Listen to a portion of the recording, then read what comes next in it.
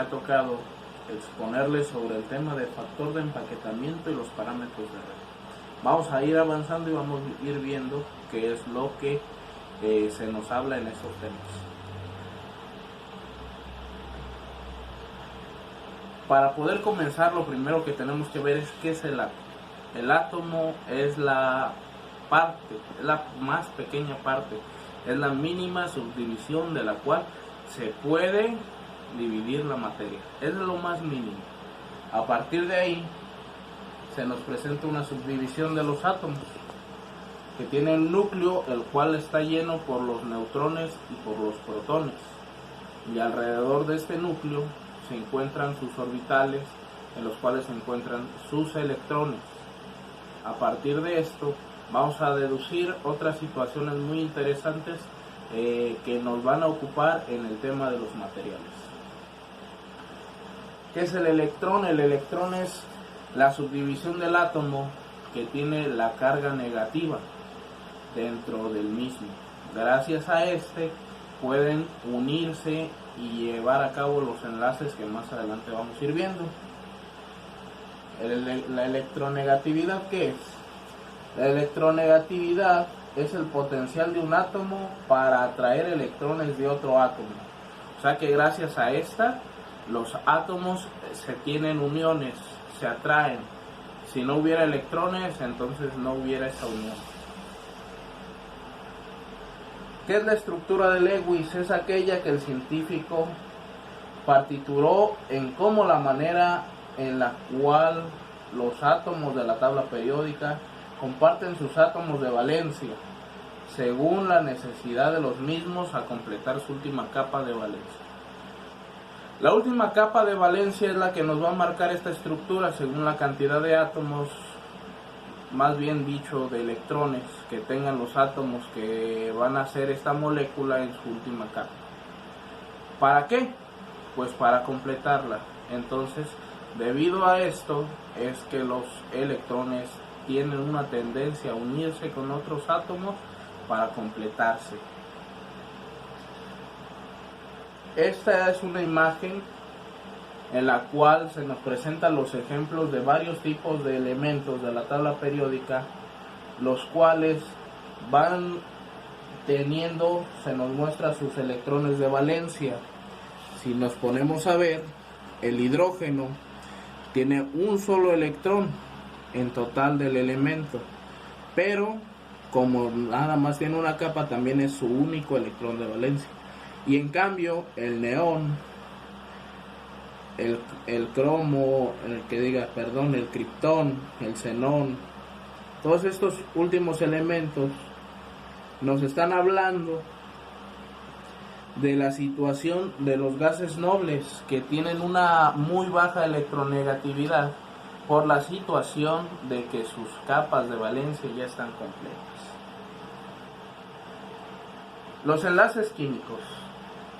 El enlace químico es la capacidad que tienen los átomos para pedir, perder o compartir electrones con otros átomos.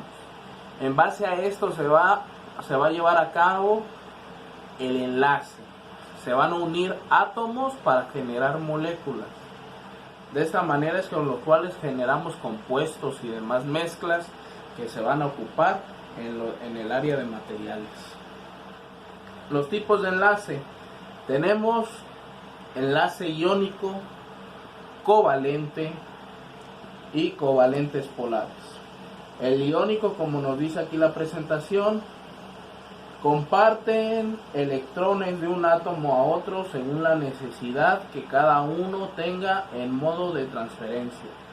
Los covalentes, los átomos, no se desprenden de sus electrones, sino más bien se combinan para generar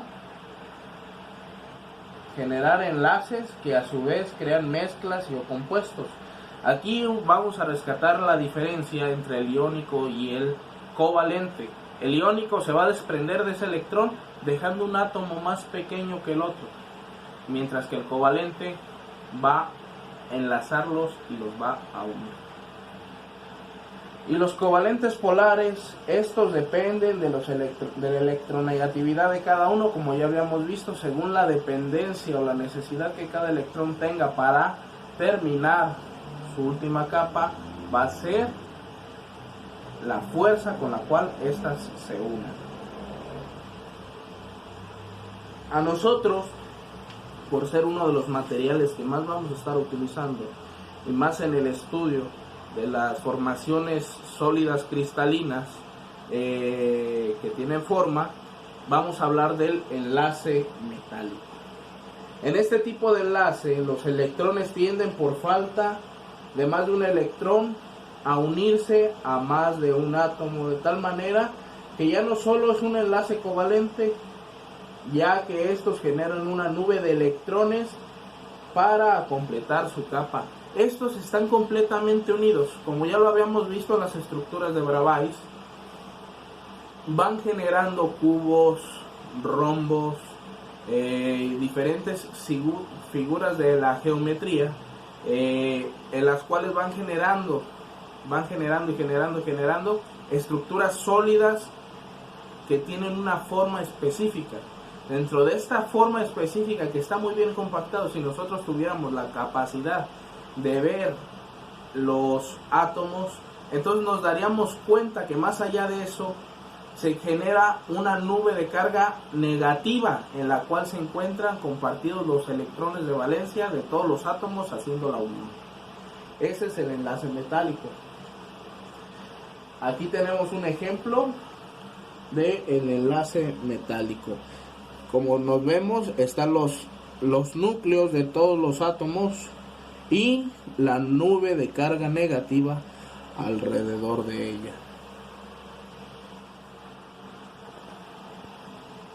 Los electrones libres. Esto hace referencia a la misma propiedad de estos enlaces para generar una fuerza de atracción que los une entre ellos. Gracias a esto, las estructuras cristalinas son muy sólidas, dependiendo con la electronegatividad que éstas se atraigan. Una nube que tenga una carga muy alta, que sea muy compacta, que sería el ejemplo del hexagonal, va a ser muy sólida. El cambio de la cúbica simple va a ser un poco más maleable, va a ser un poco más, va a tener una forma más sencilla de moldearse a las necesidades, mientras que las hexagonales van a ser duras, quebradizas y muy frágiles. Propiedades de los enlaces metálicos. Tiene dos muy importantes. Son conductores de calor y electricidad. Por lo general, como dice, son metales. Entonces estos metales, según su estructura, va a ser su capacidad de conducir electricidad. ¿Por qué? Por la nube de carga negativa. Gracias a esta nube de carga negativa, es entonces que son muy buenos para conducir calor y electricidad. Además de que, según su estructura y su formación, pueden llegar a ser dúctiles y maleables. Un ejemplo del enlace metálico es el que tiene el cobre.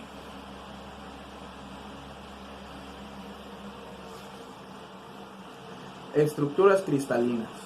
Las estructuras cristalinas de este tipo se dividen en dos: polimorfas y amorfas. Las polimorfas son las que más nos interesan, son las que ya les decíamos, que llevan la seguridad, llevan ya un marco específico, por decirlo de alguna manera, el cual nos describió el científico Bravais. Las figuras polimórficas tienen estructuras definidas, mientras que las estructuras amorfas, que son el otro tipo de estructuras cristalinas, no tienen una forma definida, en las cuales podemos ver algunos polímeros y otras situaciones que son de interés, pero en el estudio directo del factor de entaquetamiento nos vamos a concentrar en las polimorfas. ¿Qué son las redes cristalinas? Esta es la unión de los átomos en orden geométrico. Lo que les comentaba, las redes cristalinas son las formaciones de los átomos en el cierto orden que nos da, por decirlo así, Bravais. Llevan un orden, llevan una continuación geométrica que ya está establecida, que tiene una forma definida. En cambio, los polimorfos está, por decirlo así burdamente, está un átomo aquí, otro allá, no tiene una secuencia definida, mientras que las cristalinas sí. Es un ejemplo. Aquí vemos cómo se organizan de diferentes maneras geométricas los átomos dentro de las redes cristalinas. La celda unitaria.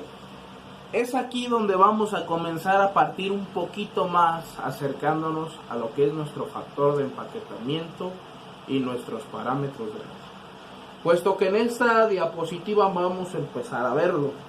La celda unitaria es una figura de forma de un paralelepípedo tridimensional en el cual se muestran los átomos que están dentro de esa celda, como se muestra en la imagen. Mientras que la imagen selección A nos muestra un sistema cristalino en la unión de más de una celda unitaria. Esta es una sola celda unitaria de el modelo de Bravais, de un poco dirigido a cúbica sencilla, o también, si lo vemos, puede ser a la ortorrómbica. Y el otro pues ya es el conjunto de todas estas celdas unitarias. Este es el conjunto y hacen entonces un sistema cristalino, pero cada pequeña parte es una celda unitaria. Y aquí es donde vamos a empezar a avanzar y a ver lo que es el parámetro de red. Dentro de la celda unitaria, los parámetros de red se van a presentar como tres vectores. Tres vectores que nosotros conocemos un poquito. Dice, los parámetros de red que tenemos en nuestra celda unitaria son el conjunto de tres vectores dirigidos a los ejes X, Y y Z, con los ángulos que estos presentan entre sí, como se percibe en la imagen. En este caso hay ángulos diferidos. Hay ángulos que responden a ninguno a 90 grados, otros sí. Aquí lo que estamos viendo es que ese punto tiene tres vectores. Uno que va dirigido hacia C, otro que va dirigido hacia A y otro que va dirigido hacia B. Esos son nuestros parámetros de red. Esas tres dimensiones vectoriales es nuestro parámetro de red, las cuales nos darán la pauta para ver diferentes propiedades de cada diferente material. Aquí se nos presenta una tabla en las cuales vamos a poder ver las diferentes fórmulas para ver las longitudes axiales y los ángulos de cada celda unitaria según sea su red de Bravais.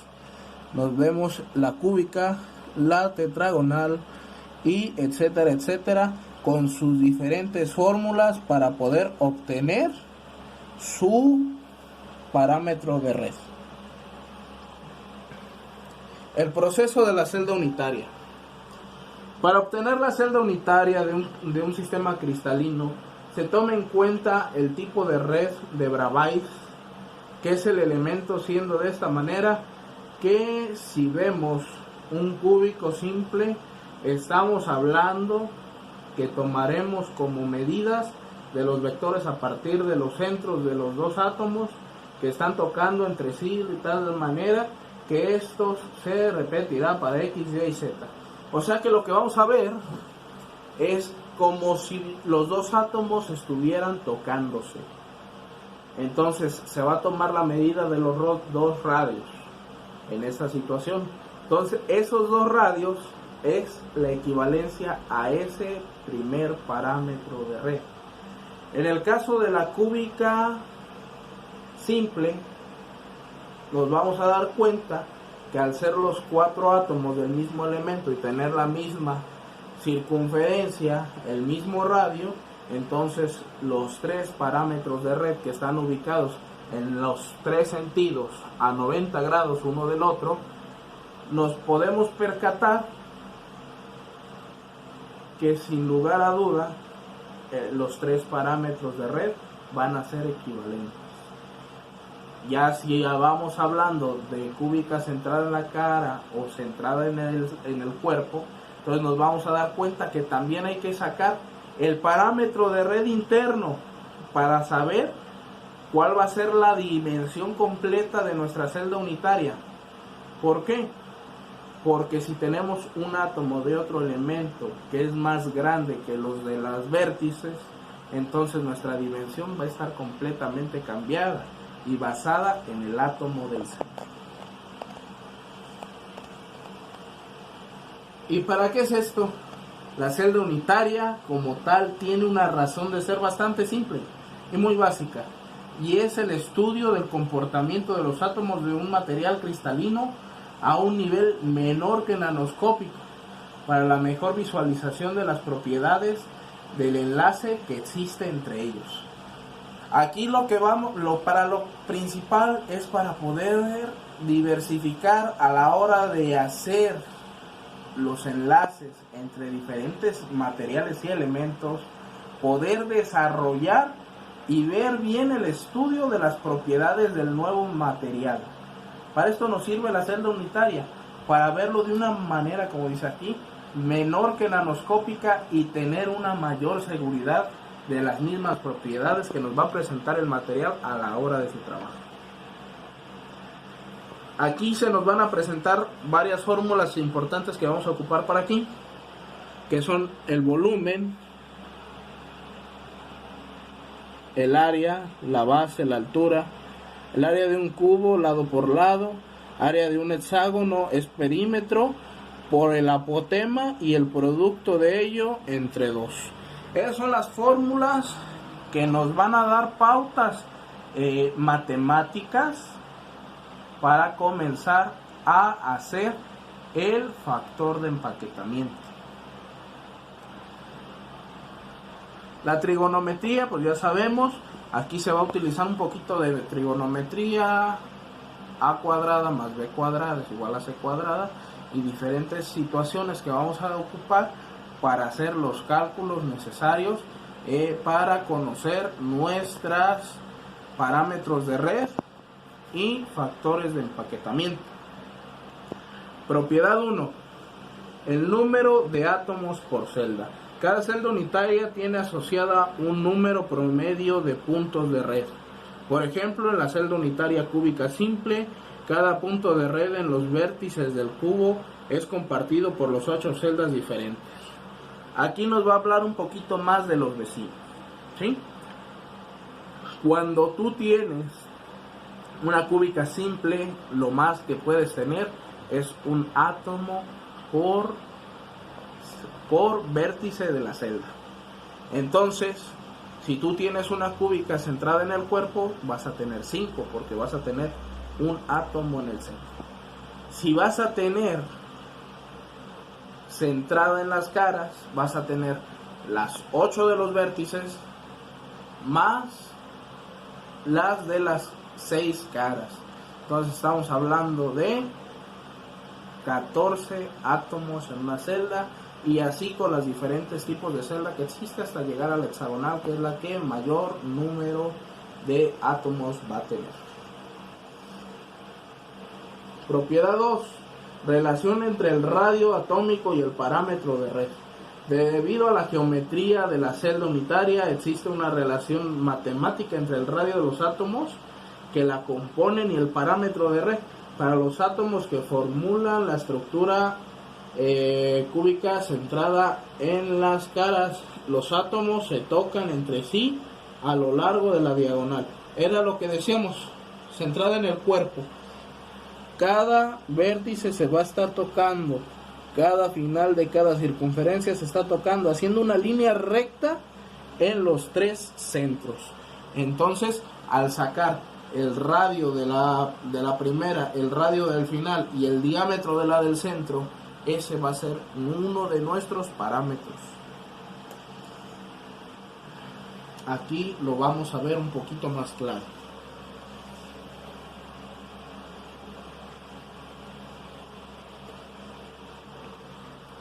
Propiedad 3, número de coordinación.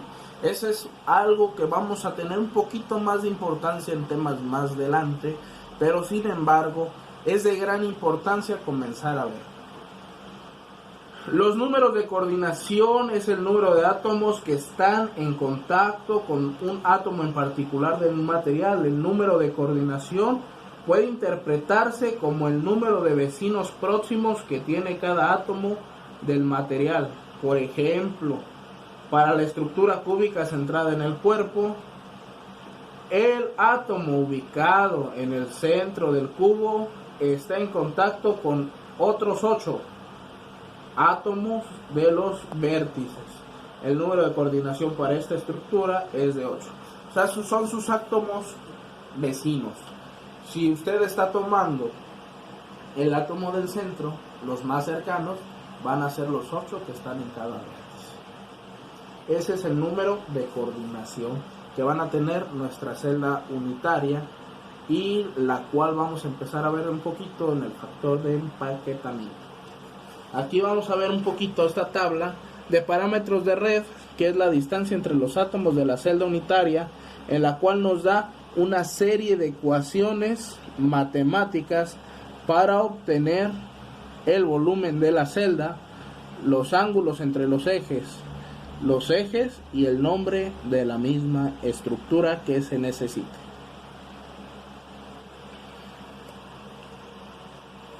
El factor de empaquetamiento. El factor de empaquetamiento es la fracción del volumen de la celda unitaria que es ocupada por átomos en el factor de empaquetamiento. Da una idea de qué tan bien apilados se encuentran los átomos en un material y se calcula de la siguiente manera: número de átomos por celda por el volumen de cada átomo entre el volumen de la celda unitaria. Ese es nuestro factor de empaquetamiento. ¿Por qué?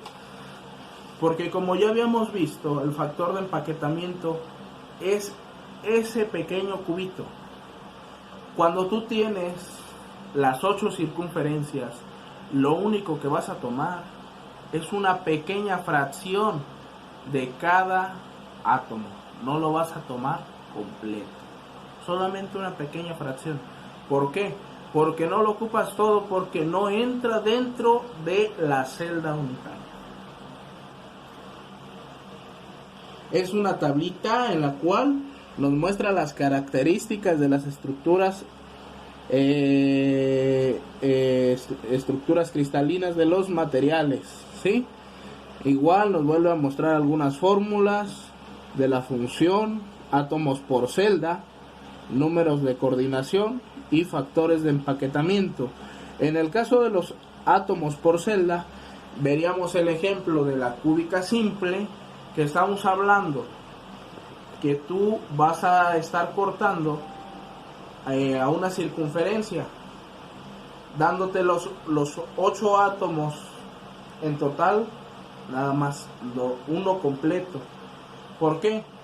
Porque partirías un átomo para ajustar los 4 vértices de arriba y la otra mitad para los 4 vértices de abajo. Base a eso, ocupas un solo átomo de un elemento para completar una celda unitaria de la cúbica simple. Aquí vamos a ver unos ejemplos. Este ejemplo es el polonio. Aquí vamos a ver sus propiedades físicas, sus propiedades térmicas, y aquí vamos a ver los datos cristalográficos. Como nos damos cuenta, el polonio es una cúbica simple.